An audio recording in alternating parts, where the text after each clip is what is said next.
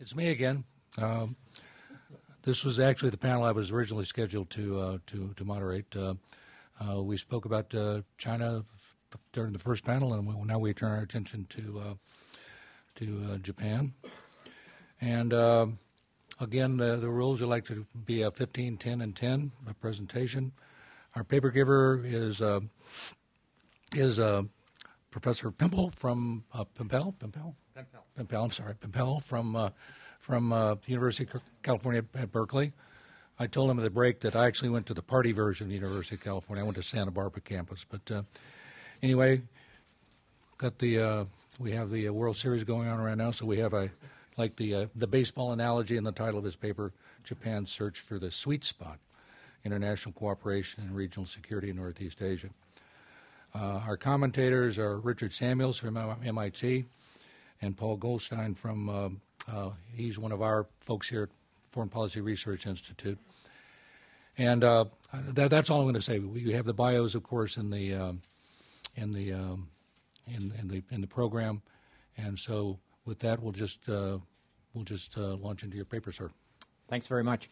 Let me start with the broad conclusion or the broad direction that I'm trying to take this paper in. And essentially, I'm trying to deal with what I feel are three tensions that have been important in shaping Japanese foreign policy. The first of these tensions is between multilateralism or regionalism on the one hand and bilateralism leaning over toward unilateralism on the other. But it's a question of how deeply Japan commits to regional and multilateral institutions versus how deeply it commits to bilateral approaches to its policy. The second tension, or the second scale along which Japan's policy can be thought of, is that between economics and security. How important does the economic structure loom large? How big are the harder security issues? And third and finally is the issue of Japan positioning itself between Asia and the West. And I'm going to take us through various pieces of this, but those are the three tensions that I think are most critical, and see where that leaves us with regard to the present. The first thing I want to say is that Japan really, when we look at this issue of regional security in Northeast Asia, is poised to be very pivotal. It's been an important driver of a number of important regional institutions, APEC, which was mentioned briefly in the last discussion, the ASEAN Regional Forum, ASEAN +3, et cetera, et cetera.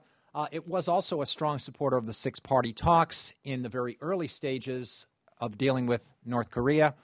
And in principle, Japan has always had a very strong commitment to multilateralism in the post-war period, being an active member and an anxious joiner of everything from the IMF and the UN and GATT in the early stages to Kyoto Protocol to the ban on landmines to the ICC, et cetera, in more recent years. But I think there's always an ambivalence in Japan's mind or in the Japanese policy networks on how deeply to commit to these global or multilateral processes. And there's a great deal of local interpretation of commitments to norms. The paper deals with these in greater detail. The six-party talks, Japan was quite ambivalent about the importance of denuclearization versus dealing with the abductees issue, which was very central to Japanese domestic politics. There has been a much stronger Japanese multilateralism in economics and finance than there has been in security. And I think Japan has generally been finding it increasingly difficult to balance the economic and security issues. And I think in some ways that plays out in the recent dispute over the Senkaku discussed just recently. And the fact that China was able to use the ban on rare minerals and slowing trade suggested for the Japanese an immutable link between security issues on the one hand and economic dependence on the other. And in response, Japan very quickly called on the U.S. for support of its claims and the like. I don't know that we need the map of the Senkaku, but PowerPoints are always nice to pull a couple of these things up. This was the best shot I could get of the Coast Guard cutters going after the poor Chinese ship. And as was mentioned, and I didn't have time to update the slide, the economic summit was canceled Apparently, it's now been put back as of this morning, according to what I read from Korean newspapers, that the Koreans have brokered a deal in which the Japanese and the Chinese and the trilat will get together. But the point is that that this has become a very salient issue for Japan that I think in many ways drives home the importance of security issues and challenges any commitments they might have made to multilateralism in the past, raises questions about the importance of Japan's economic dependence in the region and the like. So let me just say a couple of things by way of historical anchoring for this. My view of Japan's foreign policy is that it has always, since the Meiji period in the late 19th century, been ambivalent on this question of how much are we Asian, how much do we want to become Western. The Japanese talked about this as the Datsuwa policy of pulling out of Asia. But the West was never quite as willing to embrace Japan as Japan was to embrace the West. And Japan faced a number of difficulties in Versailles, looking for a treaty of racial equality, finding immigration problems with the West for Asians going to the U.S. in particular. And then, of course, Japan returned with a vengeance to an embrace of Asia in the form of the Greater East Asia Co-Prosperity Sphere, in which it sought, in its rhetoric, to lead a resurgence of anti-colonialism by Asia against the West, which led, of course, to the disaster of the Greater Pacific War or World War II. I think Japan found the so-called sweet spot among all three of these dimensions during the Cold War. Close alliance with the United States, had multilateral memberships in everything from the UN to GATT to the IMF. These were not necessarily in tension with each other. The United States provided security protection or a security umbrella for Japan, which allowed Japan's economy to recover fully and to embrace a primarily economic approach to foreign policy. And basically, Japan's economy was very closely linked to that of the United States, and this number comes back later on. About a third of Japanese exports were going to the United States, so the U.S. was clearly the market of first resort for Japan's economic strategy, and domestically, the LDP, a pro-American, pro-economic growth, pro-conservative party was in power. Japan's economy flourished, and I think essentially from the end of the occupation until the collapse of the bubble economy in 1990-91 and the end of the Cold War, which was more or less simultaneous, Japan was in that sweet spot, if you want, of having a nice mix among all three of these. I don't want to say too much about the security, and I want to keep to the 15 minutes. So just a word or two on Japan's improved ties with Asia during this period. It normalized relations with China. It normalized relations with the ROK. ROK in 65, China ahead of the U.S. in 72. Japan made big contributions in overseas development assistance to China, something the Chinese are generally reticent to admit to. And essentially, Japan's re-engagement with Asia was an outgrowth largely of its foreign direct investment and its foreign aid.